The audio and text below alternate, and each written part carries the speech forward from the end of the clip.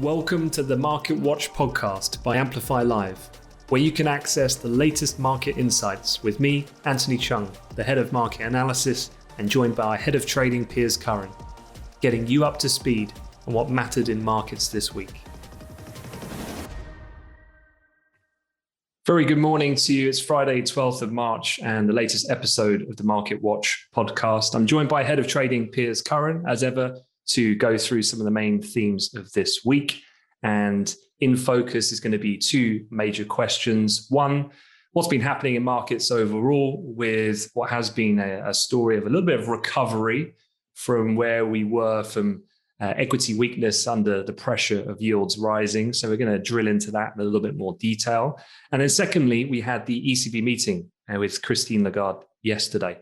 So I want to get Piers' thoughts on that matter as well. So Piers, to kick things off, perhaps I can just add a bit of context to the week as a whole. We started off on a pretty bearish footing, continuation almost of where we ended last week as people continue to obsess with inflationary expectations and yields rising. And consequently, that was weighing on global equity prices and precious metals as well. However, from the bottom that we saw on Monday, things have seen a pretty decent about turn. We're filming or recording this on a Friday morning, and the Dow has scaled a new record for the fourth straight session. The Nasdaq is now less than 5% below its Feb 12th peak after slumping over 10% to confirm a correction at just the beginning of the week. So things that we've had, Biden now has been signed in, the 1.9 trillion stimulus bill. I know you want to go into that in a bit more detail. So that's been done. Vaccinations in the US continue to be deployed at a pretty solid rate. Biden's 100 million vaccines administered in 100 days. Well, Sleepy Joe says he can do it in 60. So he's getting ever more bullish with things. Jobless claims we had yesterday printed at 712,000 in the first week of March. It's the lowest reading we've had in about 4 months. And one of the main focal points that really helped markets midweek was core US CPI. Obviously, a lot of the market leaning on the side of increasing inflation expectations, almost the market overstepping that, and the data coming a little bit softer promoted some of that general positivity. And then finally, we've had $120 billion in 3, 10, 30-year bond auctions out of the US.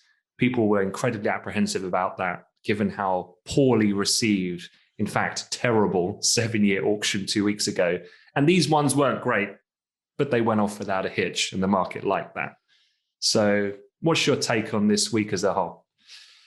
Yeah, I think that as we were talking about in last week's podcast, I think, it got to the point where that investors being concerned about yields rising and being too high. And then the payrolls data came in and it was nice and solid. And we were like, well, okay, maybe now the positive economic story can retake the top spot, let's say, in terms of what investors are looking at. And that whole yield concern tantrum thing will just kind of tail off a little bit. And I think that's what's happened this week. Obviously, I think that COVID, the idea that the vaccine rollout is going to be faster than we previously thought was probably the biggest positive with regards to people's, upward adjusted, forward-looking economic expectations. But then, of course, this stimulus package has been signed off. I mean, we knew it was coming, but the fact it's being done, there's ink on the paper. Biden has signed it, and it's done. And I think that kind of, that lingering tiny amount of uncertainty as to whether that would happen or not has now gone. I think it's interesting to see and think about how that stimulus package might impact the economic situation in the near term. We were talking about, because remember, this isn't the first stimulus package by any means. And actually, just as a reminder, so we just had Biden sign off a $1 trillion package. And that's now $3 trillion in total that's been signed off since December. That's in like 2.5, 3 months. That's $3 trillion. Then that doesn't include, and actually, if you add it up, the total crisis spend now, all right, they haven't spent it yet, but they've committed to $6 trillion, the US government. Add on the fact the Fed and the Treasury are basically pumping in, you could say, let's say $2.5 trillion into the banking system. So that's like $8.5 trillion of stimulus, plus interest rates are at zero and will be for years and years and years. All right. So, one thing you can't blame the US authorities, you cannot blame them. They have not, they've underestimated or they've reacted in an underwhelming way. That's not the case. They've definitely got the bat out here. And I think this last and latest stimulus package has really just added a bit more fuel to the confidence that we, the worst is behind us on this COVID crisis, and the US are going to come back firing. And so I know with the stimulus checks, then there's a threshold to this. There's a bit more detail, and this is new to this package. So can you explain that a bit more? Yeah. So basically, this package, so they got a check back in December, and we'll talk about that in a minute, actually, in terms of the behavior, because what do people do with this money, right? One thing is getting it. The second question is, what do they do with it? But look, this one is going to be $1,400. The one in December was $600. So this is where Biden's getting to his promised $2,000 check that he was talking about in his campaign, right? So they're going to get $1,400, but the income thresholds have been lowered. So basically, you only qualify for the full $1,400 if you as an individual earn less than $75,000. If you earn between $75,000 and $80,000, then you'll get a check, but it'll be on an ever tapering amount. If you earn more than $80,000, you get nothing. Okay, then it's a bit different with households and married couples. You kind of add it together, but essentially, it's that 75 grand kind of mark. So those that are going to receive the money are the lower to middle income portion of the economic society. So the rich aren't going to get anything here, which is obviously quite right. And then what's interesting with this, of course, is that on Tuesday next week, we get the latest US retail sales report. And just to remind everyone, the last retail sales report we had came in at 5.3% month on month. That smashed estimates of 1.1 because, of course, that was already factoring in the prior stimulus check. And interestingly here, then, the biggest increase, in fact, from that very strong number was seen in sales at electronics and appliance stores, of all things. So what is that? Is that people topping up, refresh on the plasma and getting themselves a nice little tabletop to sit it on? 100%. This is a really good case study for what's going to happen now with this $1,400 check that's going to hit the doormat in the weeks ahead. So in December, they got a $600 check. Okay. In January, retail sales spiked as people spent this money. And as you said, they spent it on things like electronics. So what's going to happen this time? Well, another $1,400 is going to hit the doormat. So, and the important thing here is to think about the demographic of those that are going to receive the money and how they behave as consumers. So this is, as I said, the lower to middle income bracket. It's not the upper income bracket, which makes a big difference when it comes to predicting how much of this money will actually get spent. Normally, if you're the rich, then you get a $1,400 check into the account, and it's like, okay, fine. Well, I've got money already. I can buy what I want already. Another $1,400. Well, fine. I'm not going to spend it, or at least I'm not going to spend all of it, right? Now, if you go flip to the opposite end of the spectrum, if you're the lower income, you get $1,400. It's like, wow, that's a game changer.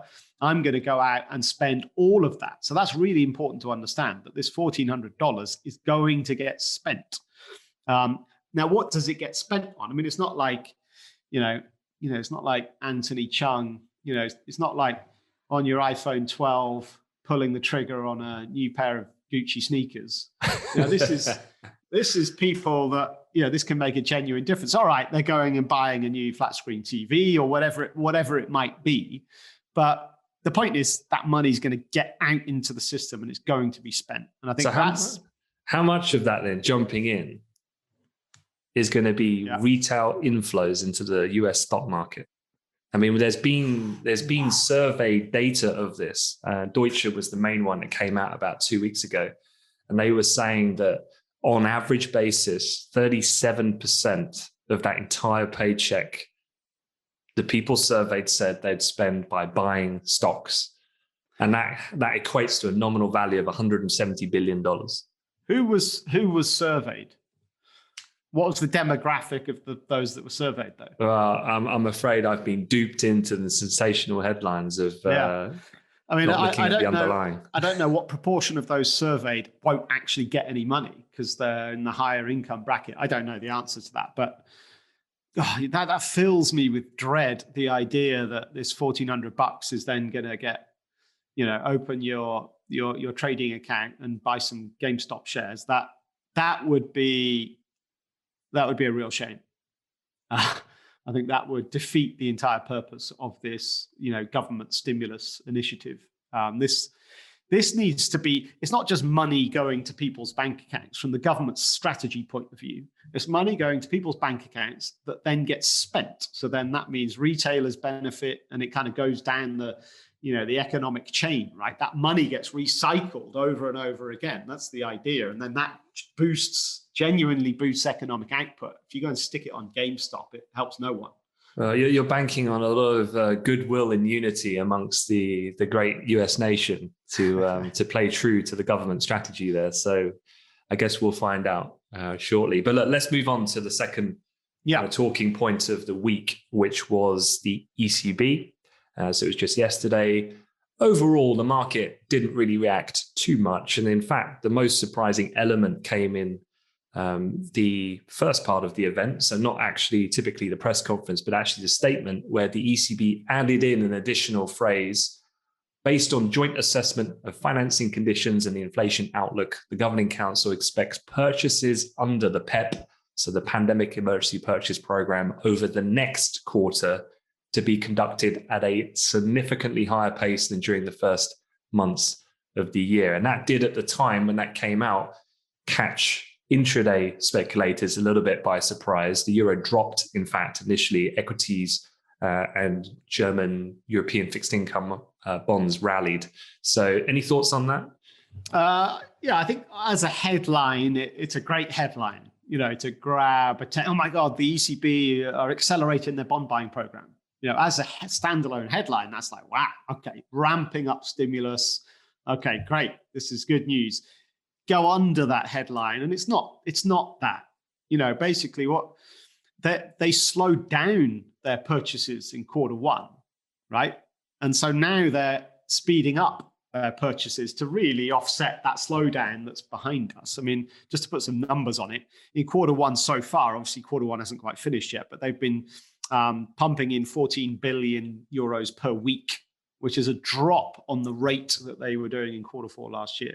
And it might be now that they're going to increase the pace. Maybe they go up to 25 billion. I don't know. But the point is, their overall package hasn't changed. They said at the start, this is a 1.85 trillion euro stimulus package. That has not changed. The size of it hasn't changed. All they're saying is, we're speeding up a little bit. Because, well, they didn't even say a little bit. What was the word they used? Dramatically increasing. Significant. Or significant is the word. All right, fine. So we're not quite sure. We can't quantify what significant means in terms of they didn't put a number on it, which is why it dilutes, in my opinion, the sort of importance of this. But from what I can see, they're not increasing the size of the overall package. They're just changing the rate at which it's being delivered. So for me, I don't think this changes anything. Now, as you said, markets on the short term got caught a little bit by surprise yesterday. And I'm just looking at the euro. I mean, the euro dropped. Ironically, then the euro rallied. I mean, normally if stimulus is increasing, right, that devalues your currency. So you'd expect the euro to drop, which it did initially. But then by the end of yesterday's session, the euro dollar was kind of back up trading. The euro had strengthened overall. I'm seeing this morning, though, the euro's come back off quite heavily. We're trading below the levels we were prior to that ECB conference yesterday. But so overall now you've got a touch of euro weakness, but it hasn't changed much. Look, the dust will settle on this. I don't think this isn't a major change in ECB policy. Yeah, no, I agree. And how much then at this point, you said the euro dollar pair is weakening as we speak, but how much at the moment in my mind, this isn't to do with the European, even the sterling narrative at the moment. This is a dollar story that's driving global FX markets and all markets from the movement of US yields typically. Is that how you see it? Yeah. And I think, I think we're all, sitting and waiting in the passenger seat as see what the US do. When we talk about this 1.9 trillion stimulus in the US, really that's US stimulus, but that's global stimulus, right? And I think that we're all in the passenger seat tagging along for the ride, on the US coattails. And it's great news what's happened in the US. It's great news for all of us. And I think with Europe, to a certain degree, obviously their response to this crisis has been a lot less significant than the US's. But of course, they benefit from the US. So I guess, definitely some dollar strength coming through. Perhaps that's more of a reason for the move we've seen in euro dollar overnight as US yields tick back higher. So perhaps, but look, if you're sat as a trader and you're glued to the ECB press conference and you're kind of hanging on their every word and you want something, a little tidbit to kind of latch onto, then that's what happened yesterday. It was that headline, oh my God, they've increased the pace of bond purchases. Right, sell the euro. That's that kind of knee-jerk response as a kind of short-term trader. I think when you step back, it's like, well, actually, nothing's really changed in the grander scheme of things here. Okay, so it seems like we're in agreement in regards to the kind of US leading things at the moment, whether that being yield, dollar, and so on. So next week is, of course, the FOMC meeting coming out Wednesday as per normal. And just to remind everyone, the last major speech, you remember Powell and his colleagues were coming out in force whilst all this yield fanfare was doing the rounds, because that's their strategy. They want to keep markets assured and calm as possible. And so at a Wall Street Journal Jobs Summit on March 4th, he said, quote, "We're still a long way from our goals of maximum employment and inflation averaging 2% over time." So how do you see that meeting playing out, Piers? So I see the meeting playing out exactly as it has done last time, exactly in line with Powell's comments 10 days ago, in that the Fed are nowhere near ready to even suggest that they're going to start to look at taking their foot off the stimulus pedal. Now, it'll be really interesting to see what happens start of next week. So the Fed meeting's on Wednesday, right? So we're going to hear from them on Wednesday. What happens Monday? What happens Tuesday with US yields? Because actually, I'm just looking now, US yields are retesting the highs, if you like. So if US yields get back on the upside next week, it'll be interesting to see, well, obviously how quickly yields might rise. But then the more yields rise, the more investors' appetite will be to want to hear some reassurance from the Fed that we're going to do something about higher yields. And I think that might play into how markets behave ahead of the Fed. I think no matter what happens to yields, the Fed will toe the line and keep their comments exactly as they have been. They're not taking their foot off the gas. And I think that'll disappoint some who really want them to act to curb this upside on yields. So it'll be interesting to see. Okay, and as ever, myself and the team will be covering that in full live on amplifylive.com if you want to join us for that. But look, let me just wrap up the rest of the week next week in terms of what's to come. So Monday, you get Chinese industrial production, US New York Empire manufacturing. Tuesday, we will come in here in London to see what the RBA minutes had to say. Then get the German ZEW. That US retail sales report we spoke about is coming Tuesday afternoon with industrial production. Wednesday, not only the Fed, you get the weekly DOE oil inventories, which have been incredibly erratic of late, understandably so, given the great freeze that we had a few weeks ago. So people have been willing to look through those numbers for the time being. So we'll see whether they start to normalize out a little bit more. Wednesday, you also get housing starts, building permits from the States. Thursday, Aussie jobs data overnight. You've then got the Bank of England meeting, US Philly Fed weekly jobless claims 10-year tips auction, and then we finish off the week with the BOJ meeting. Final word, Piers, BOE, BOJ. Should I not bother getting out of bed that morning, or? Hit the snooze. There's nothing coming from those guys that's going to change anything. Cool. All right. With that, we'll wrap it up. Thank you for joining us for this latest episode of The Market Watch. If you are new to the podcast, I hope you enjoyed it. Please do feel free to follow, subscribe, depending on your platform, and be amazing if listening on Apple, if you could drop us a rating and review and a comment. That'd be fantastic. Otherwise, hope everyone has a great weekend and take care. Thanks, Piers. Have a good weekend.